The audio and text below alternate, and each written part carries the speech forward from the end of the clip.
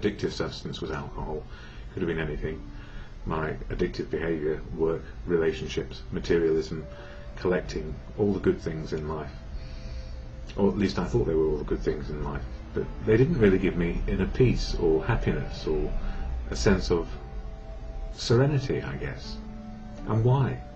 Well, maybe I mistook why we're here on the planet in the first place, and far be it from me to suggest why we are here. Maybe just simply to find out who we are on a daily basis, and to find happiness as life affords it, or sadness as life affords it.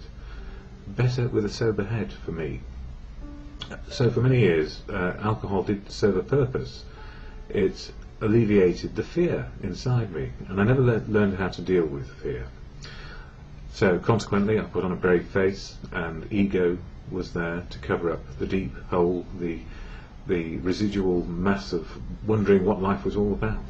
And all along, alcohol helped me access those suppressed feelings, whether they were happy or sad ones. So the full range of my repertoire of feelings was always fixed in some way with something outside me.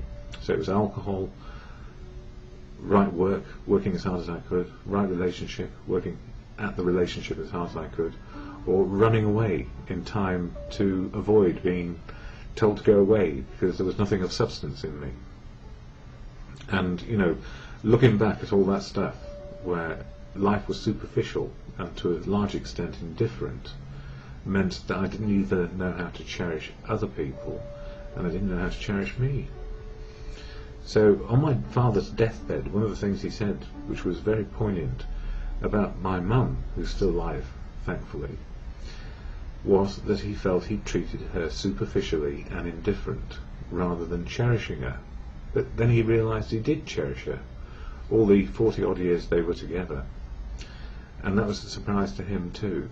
And he didn't know how to show it, because showing intimacy or love meant a person was vulnerable, or he felt vulnerable. And he was a good teacher, because he taught me to be exactly the same as him. But no blame there, it's just what people know. None of us come with instructions. And if we did, what would we do with the instruction book? We'd leave it on the side and only refer to it when things are going wrong. So these days, I try and listen to what's going on in the world. I try and read a bit of what is going on in the world and what's appropriate for me to keep sober a day at a time, so the rest of life can work, and that my feelings work as well in the moment of now. That strange emotional sobriety that we get in the fellowship of AA, Alcoholics Anonymous, and it keeps me sober one day at a time, so I understand emotional, my feelings, spiritual, my connection to now, and whatever else might help me along the way, so that life works and I live life rather than think life. I stop thinking about how it ought to be and start living what it is. And those are hard changes for me, so hardwired to an old way of fixing myself and rewiring my head as if it were a computer. It's not, but actually looking to change my attitude and behaviour on a daily basis to the good of living. So the fellowship of AA helps me do that. So sober comes first, so I may live my life. And having mentioned AA, the cornerstone of my recovery, or the keystone, so the rest of life can work, I share about, as you can tell, how it works for me. And I also share the AA preamble, which is on this little card here. And I don't recite it, I read it out. And the reason for doing that is so I emphasise what I think is important. The way it's read matters greatly to me. And then to share something from the Daily Reflections, this book, which is all about the 12 steps of AA, 12 steps of action for an individual to change attitude and behaviour.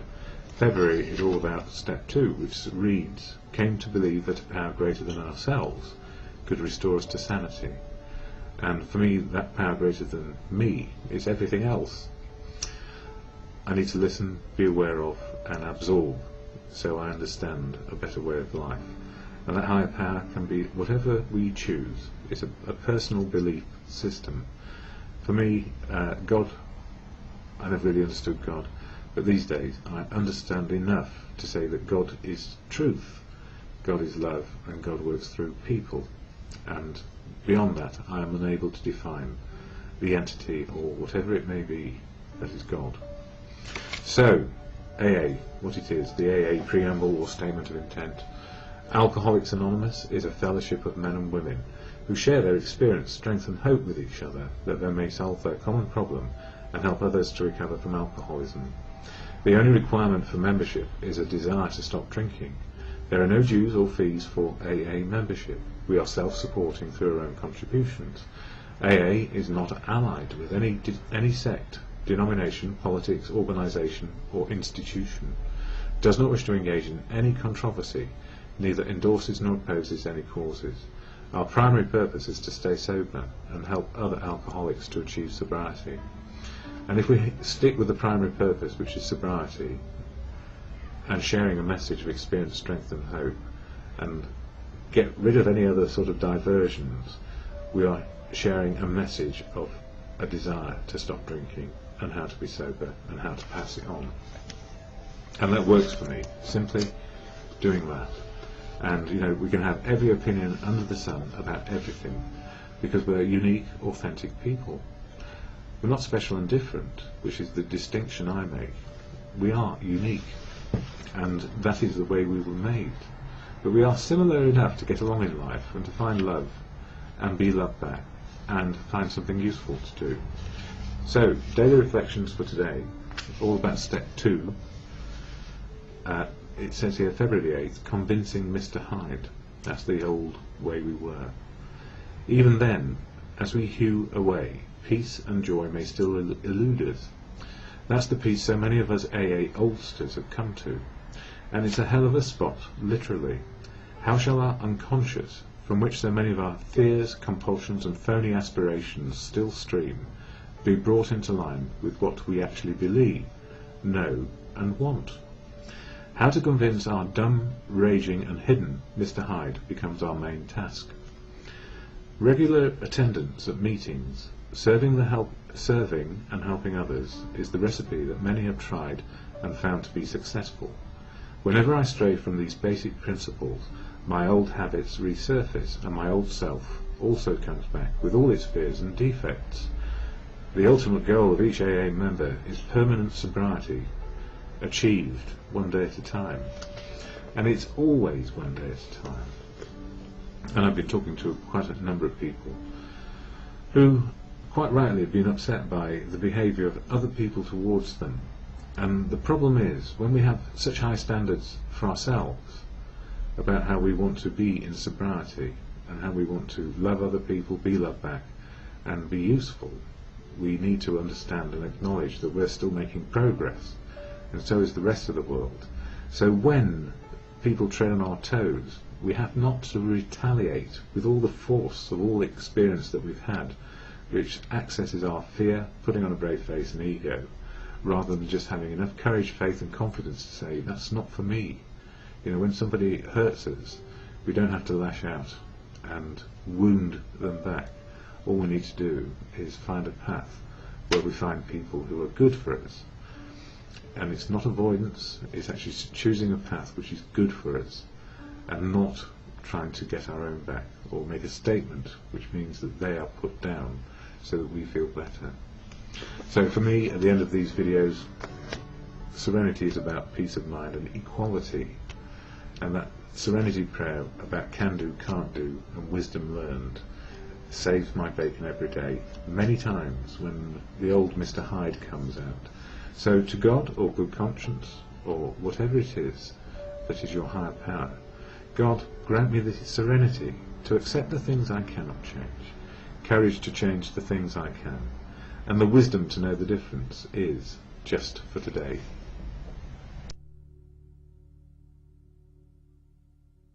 My video is all about recovery from addiction to either substance or behaviour. My substance, alcohol, so recovering alcoholic, day at a time, and any other behaviour you can possibly think of which could be addictive. But always striving to be perfect, and never so. So life, it goes on one day at a time for me. And I get a lot of experience, strength and hope from going to the fellowship of Alcoholics Anonymous to help me keep my life on track, just trudging that happy road to destiny. And trudging the happy road to destiny doesn't necessarily mean it's all good. We learn to live with life's hard knocks as we go along in recovery from addiction. And it's no different to anybody else's life. Life happens. We are susceptible to anything that is possible to happen to an individual. So whilst people are looking probably for a fix and a bed of roses, the fellowship doesn't actually offer that. It just offers a way out of the addiction. And I don't speak for AA, no one does. It's a leaderless organisation in some respects, although we all take a lead for our own behaviour as we go along one day at a time. We share a preamble at the beginning of every meeting, and I go to meetings as often as I may, if my head is right or if it's wrong. And the preamble goes like this: Alcoholics Anonymous is a fellowship of men and women who share their experience, strength and hope with each other, that they may solve their common problem and help others to recover from alcoholism. The only requirement for membership is a desire to stop drinking. There are no dues or fees for AA membership. We are self-supporting through our own contributions. AA is not allied with any sect, denomination, politics, organisation or institution, does not wish to engage in any controversy, neither endorses nor opposes any causes, and it doesn't either endorse or oppose my videos either. Our primary purpose is to stay sober and help other alcoholics to achieve sobriety. So although I talk about the fellowship of AA because it is integral to my life, I don't speak for it. And I keep on needing to say that because it's very easy for people to think, oh, who the hell is he talking about this, that and the other? And actually I'm just an ordinary person talking about my recovery and how it works for me. And that's the best I can do. I can't speak for other people. It would be wrong. It would be me forming a judgment of their recovery, and I don't wish to do that. But I listen to people and what they have to say, and it helps me understand my own humanity and my own human condition, which is as vulnerable as anybody else, with enough courage and faith and confidence maybe just to keep on going one day longer sober, to see how life will turn out. And I'm very fortunate. There were many times when my life was almost ended by my drinking, when I couldn't stop and I was still in the malady, the problem of it, rather than in the solution, which is daily working out how to make life work. And part of my mantra in the morning is saying, how am I feeling, why, what can I do? And if I'm with people, how are we feeling, why, and what can we do?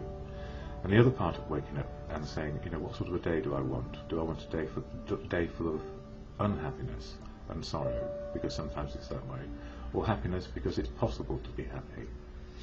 So, this month, February, there's 12 steps of action for an individual to make life work better in recovery. And I'm on step 2, and it's the second month.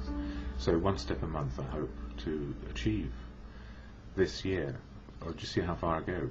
And step 2 is came to believe that a power greater than I could restore me to sanity, or a higher power, and it reads exactly as, came to believe that a power greater than ourselves could restore us to sanity. And it's in the plural. So a lot of recovery is about being with people and understanding the malady. It's not about trying to do it on our own, or get a degree, or graduate in some way, because I suppose graduation is waking up in the morning, not having had a drink the day before, and daily graduation maybe. But some of the summary of step 2 says this: what can we believe in? AA does not demand belief. 12 steps are only suggestions, and it's important. These are only suggestions, they're not rules or obligations. The importance of an open mind, variety of ways of faith. We choose our faith, how we understand a higher power. Substitution of AA as a higher power, certainly me in the early days. Flight of the disillusioned, certainly me most of my life when I was drinking. Roadblocks of indifference and prejudice. We become indifferent and prejudiced against ourselves mostly when we're in the absolute final throes of rock bottom. Lost faith found in AA, and I have found my faith in human nature as life has gone along. Negative and positive thinking, yes. Self-righteousness. Defiance is an outstanding characteristic of alcoholics. Why else would we keep on with the self-obsession and the obsession of drinking if we weren't defiant and stubborn? And step 2 is the rallying point to sanity. Yes, getting our lives back one day at a time, trying to understand why were we in that problem to start with, for enough time, not looking back, not staring, and then moving along to trying to make a solution for the day. And then right relation to God. And for me, God is truth. It's the absolute truth, not my truth or me putting across an opinion as if it were true. The absolute truth of now, which needs to be informed not only by me but all of humanity, where we are on the planet right now. So we need to take account of not only our own understanding of what the truth may be, but develop it and understand it better in the company of others. Because we can't work alone. Nobody can, unless you're a hermit, living in a place where there's plentiful supplies of everything, and it's not contingent on another human being. So we have to live and understand how to live in the company of others. And I use these books as Bill sees it when I can't get to meetings or I'm sharing on here on YouTube, and daily reflections, particularly this book, because it gives an inkling, if you like, on a monthly basis to each of the 12 steps. So as I said, February, more about step 2, finding our way back to sanity. And for February 8th, it says here, convincing Mr Hyde. Even then, as we hew away, peace and joy may still elude us. That's the place so many of us AA oldsters have come to, and it's a hell of a spot, literally. How shall our unconscious, from which so many of our fears, compulsions and phony aspirations will stream, be brought back into line with what we actually believe, know and want? How to convince our dumb, raging and hidden Mr Hyde becomes our main task. And that's it, behind the mask which we put on. What is Mr Hyde doing with our ego, fear, and putting on a brave face? It says here, regular attendance at meetings, serving and helping others is the recipe that many have tried and found to be successful. Whenever I stray from these basic principles, my old habits resurface and my old self comes back with all its fears and defects. The ultimate goal of each AA member is permanent sobriety, achieved one day at a time. And that's the best of it, that we get to make the best of what is in front of us for today, without going completely nuts and mad and back into the old obsessions. I'm not looking too far forwards where life has yet to happen. So if we concentrate on the now, we have a better chance, if you like, of keeping our sanity and having it informed by sharing with other people exactly what is going on for us. And from As Bill Sees It, page 22, fear is the stepping stone. The chief activator of our defects has been self-centered fear, primarily fear that we could lose something we already possessed or would fail to get something we demanded. Living upon a basis of unsatisfied demands, we were in a state of continual disturbance and frustration. Therefore, no peace was to be had unless we could find a means of reducing these demands. And it's about, what have I lost in the past? And the answer is probably everything that got in the way of my sobriety. And what am I looking for in the future? Well, there's no point really. Let's make the best of what we have right in front of us and utilise sharing and expression, sharing our views and our understanding, so they can be made more informed by other people sharing back. And it goes on to say here, for all its its usual destructiveness, we have found that fear can be the starting point for better things. Fear can be the stepping stone to prudence and to decent respect for others. It can point the path to justice as well as hate. And the more we have of respect and justice, the more we shall begin to find the love which can suffer much, and yet freely be given. So fear need not always be destructive, because the lessons of its consequences can lead us to positive values. And the gift in there is, if we learn positive values, what makes life work, one day at a time, we have a better opportunity to make life work.